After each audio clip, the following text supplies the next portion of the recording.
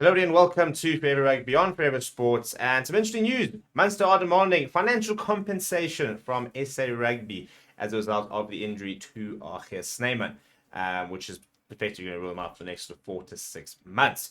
And as far as I'm concerned, pay them the money. Pay them the money. They gave him to us. They got him back to full fitness. He won us a World Cup.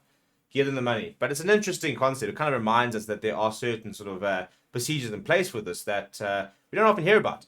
And I think that they probably will get compensated, and they can. They've got that whole Regulation 9 category where they can actually go and claim compensation for injuries that happen to players on international duty, which is exactly what's happening. Before we sort of go through what the rules are and what sort of the amounts could be, please do smash a like on the video. Please do subscribe to the channel as well. Right, so a report that came out of the Times said that a source within Munster have confirmed that they are looking to seek financial compensation due to the injury of SNYMAN, which happened during the World Cup. So back in 2019, World Rugby doubled the financial liability cap for players temporarily injured on international duty to up to £500,000. And basically, the big thing is to their primary employer. So in terms of what the primary employer means, in this case, it will be Munster. It means an employer for whom a player is required, pursuant to a written agreement, to provide services for a minimum of 75% of his working time. Other important rules here are temporary total disablement, which means an injury to a player which temporarily and totally prevents him from participating in the game, but is not permanent total disablement. So therefore, is temporarily injured, basically. So in terms of the rules, this is on the World Rugby website. It says liability for players when on international duty.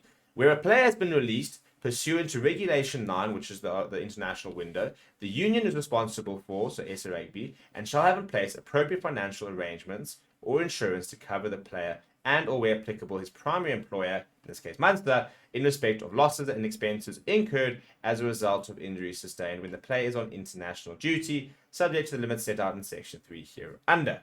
Right, so it is an SA Rugby payment, for example, they either have insurance or else they have to have sort of financial mechanics in place to be able to pay for this.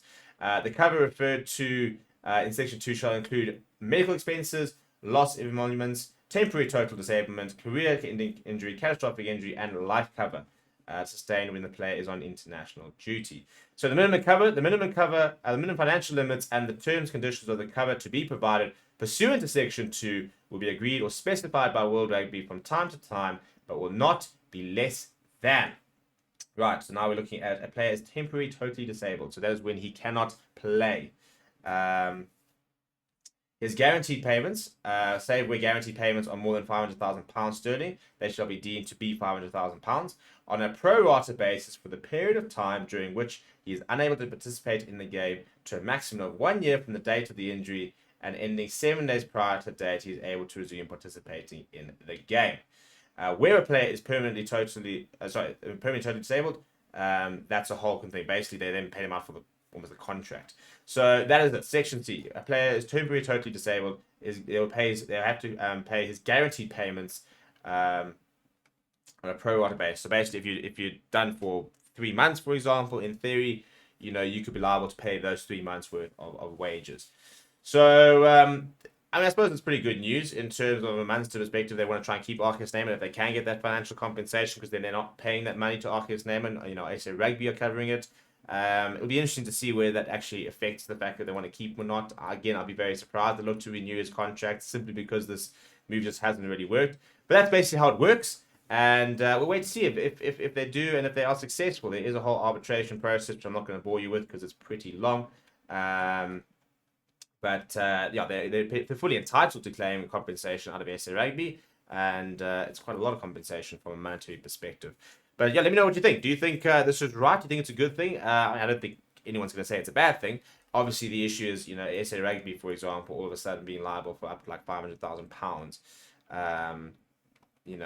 That's obviously going to be a bit of an issue. Hopefully, hopefully they've got insurance, for example, in this case and stuff like that.